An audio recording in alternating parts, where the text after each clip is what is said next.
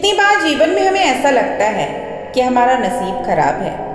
हम जो भी काम करते हैं उसमें हमें दुख, तकलीफ और परेशानी का ही सामना करना पड़ता है। भाग्य कैसे बदले, इस चीज़ को जानने के लिए हम एक जगह से दूसरी जगह पर भटकते भी बहुत से लोगों को देख सकते हैं। चलिए आज एक खूबसूरत कहानी के माध्यम से आपको एक बहुत विशेष बात समझाने का प्रयास करूंगी कि कैसे आप अपने भाग्य को बदल सकते हैं। ये कहानी है एक महात्मा की। एक जंगल में एक महात्मा रहते थे। उस महात्मा की खासियत ये थी कि वो किसी का भी भविष्य सिर्फ उसके मस्तक की लकीरों और हाथों की लकीरों से बता सकते थे। बड़े बड़े राजा उन्हें मानते थे और उनके बताए हुए मार्ग पर चलते थे। जिस जंगल में वो रहते थे उस जंगल के बीचों बीच एक नदी गुजरती थी और वो महात्मा अपनी कुटिया उस नदी के किनारे पर बनाकर ही रहते थे। उस नदी के दोनों तरफ दो अलग अलग शक्तिशाली राजाओं के साम्राज्य थे। वो दोनों ही राजा उस महात्मा को बहुत ज़्यादा मानते थे। वो दोनों जब भी कोई बड़ा काम करते तो उस महात्मा से सलाह लेने के लिए ज़रूर आते थे।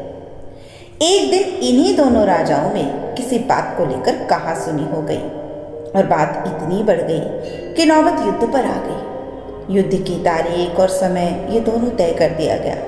पर जैसा कि दोनों राजाओं का नियम था कि जब भी कोई बड़ा कार्य करते हैं तो वे दोनों उस महात्मा की सलाह ज़रूर लेते थे।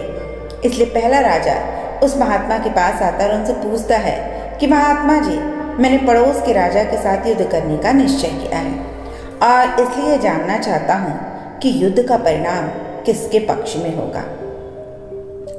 तब वो महात्मा कहते हैं कि यदि तुमने युद्ध किया तो तुम्हारी हार निश्चित है।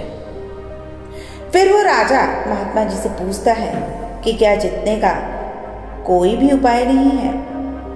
तो वो महात्मा कहते हैं यदि युद्ध किया तो हार निश्चित है।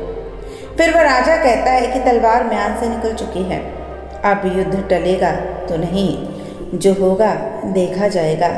अगर आप कहते हैं कि मेरे नसीब में हारना ही लिखा है तो कोई बात नहीं, लेकिन अब मैं पीछे नहीं हट सकता।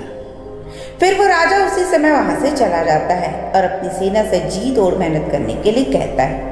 सभी सैनिक राजा की आज्ञा मानकर जी तोड़ कर मेहनत करने के लिए लग जाते हैं। दूसरे दिन दूसरा राजा उस महात्मा के पास आता है और उनसे फिर यही सवाल पूछता है कि क्या वो युद्ध में जीतेगा। वो पूछता है कि महात्मा जी, पड़ोस के राजा के साथ मैं युद्ध करने जा रहा हूँ, इसलिए मैं इस युद्ध का परिणाम जानना चाहता हूँ कि युद्ध को मैं जीतूंगा या नहीं। तो महात्मा कहते हैं निसंदेह जीत तुम्हारी है और उस राजा के पास तुम्हें हराने का कोई उपाय नहीं। अब उस महात्मा की बात सुन वो राजा बड़ा ही प्रसन्न हो जाता है। सीधा जाकर खुशखबरी अपनी सेना को सुनाता है कि युद्ध में उनकी जीत पक्की है। ये बात सुनकर उस राजा के सैनिक भी बड़े खुश हो जाते हैं और युद्ध की तैयारियों में लग जाते हैं। समय बीतता है और युद्ध का दिन आ जाता है। रणभेरियां बजाई जाती हैं और युद्ध शुरू हो जाता है। दोनों सेनाएं एक दूसरे के साथ भिड़ जाती हैं और मार काट मच जाती है। देखते ही देखते जिस पहले राजा की हार निश्चित थी वो दूसरे राजा की सेना को ढेर कर देती है और पहला राजा युद्ध जीत जाता है, जिसे उस महात्मा ने कहा था कि वो युद्ध कभी नहीं जीत पाएगा। युद्ध जीतने के बाद वो पहला राजा उस महात्मा के पास जाता है और उनसे पूछता है, महात्मा जी, आज तक आपकी कोई बात गलत नहीं हुई और आपने तो मुझसे ये कहा था कि मैं युद्ध हार जाऊंगा, लेकिन आखिर आज आपकी भविष्यवाणी कैसे गलत हुई? मैं युद्ध कैसे जीत गया?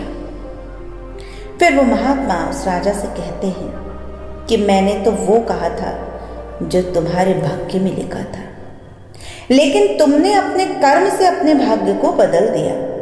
तुम्हारी जीत का कारण ये है कि तुमने अपने भाग्य से ज़्यादा अपने कर्म को आवश्यक समझा और दूसरे राजा ने अपना सब कुछ भाग्य पर ही छोड़ दिया और कर्म के लिए कुछ भी नहीं किया। उसने अपने कर्म से ज़्यादा अपने भाग्य को ज़्यादा महत्वता दी और पूरे समय निश्चिंतता से रहा, और यही बात उसके सैनिकों में भी घर कर गई, जिसके कारण आज तुम विजयी हो और वो तुम्हारा बंधक है। तो दोस्तों याद रखें, सब कुछ भाग्य का ही लिखा नहीं होता। कहते हैं ना, विधाता ने भाग्य लिखा जरूर है, लिखकर कलम तोड़ी नहीं होती है।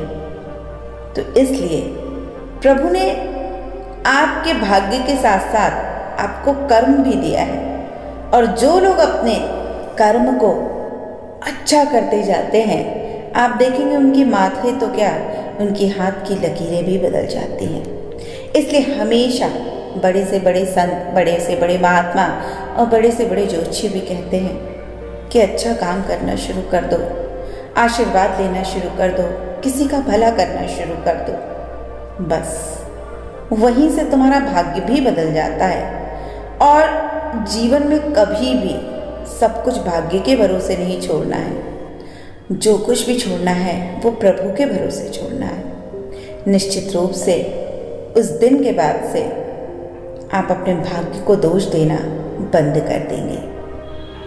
तो हमेशा अपने भाग्य को यदि आप बदलना चाहते हैं, क्योंकि जो भाग्य आपको मिला है वो भी आपके गलत कर्मों की वजह से ही मिला है, और अगर अच्छा भाग्य मिला है तो आपने जो भी अच्छा संचित पुण्य किया है वो संचित रूप में आपको मिला है। तो इसलिए भाग्य बदलना है तो अपनी बुद्धि, ज्ञान, विवेक का प्रयोग करें, अच्छे कर्म करें, और कभी भी भाग्य के भरोसे ना बैठें, क्योंकि कहते हैं ना, क्योंकि भाग्य के भरोसे रहने वालों को सिर्फ उतना ही मिलता है जितना कोशिश करने वाले छोड़ दिया करते हैं।